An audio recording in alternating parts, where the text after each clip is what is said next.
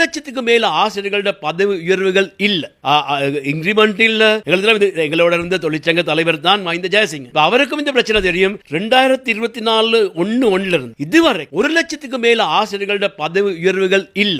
நாங்க பல முறை பேசணும், இதுக்கு ஒரு தீர்வு தர சொல்லி இருந்த அரசாங்கத்துல ஒரு தீர்வும் இல்ல. இப்ப நாங்க இந்த அரசாங்கம் வந்த பின் செப்டம்பர் மாதம் 21 வந்தது. நாங்க அக்டோபர் 25 கல்வி அமைச்சர் அருண் அமரசூரியோட நாங்க இது சம்பந்தமாக பேசணும். பேசி சொன்னோம் இதுக்கு ஒரு தீர்வு கொடுக்க சொல்லி. இப்ப 12-31 வரக்குள்ள ஒரு வருஷம் ஆசிரியர்களோட பதவி உயர்வுகள் இல்லாம இதனால பதவி உயர்வுகள் இல்ல, இன்கிரிமெண்ட் இல்ல, அடுத்து சேவை நிரந்தரமாக்குற கடிதங்கள் அனுப்புறாங்க இல்ல. பல பிரச்சனைக்கு ஆசிரியர்கள் 1,00,000க்கு மேல இதுக்கு முகம் கொடுத்திருக்காங்க. இதுக்கு ஒரு தீர்வு அவசியம். அரசு ஏனைய பிரச்சனைகள் இருக்கும் கூட இந்த பிரச்சனைக்கும் தீர்த்துக்கிட்டு போகணும். வந்து வேலை செய்யறவங்க திருப்தியா வேலை செய்யறதுக்கு அவங்களுக்கு ஒரு வழி கொடுக்கணும். அதனால நாங்க அரசுக்கு சொல்றோம் இந்த பிரச்சனை தீர்க்க சொல்லி.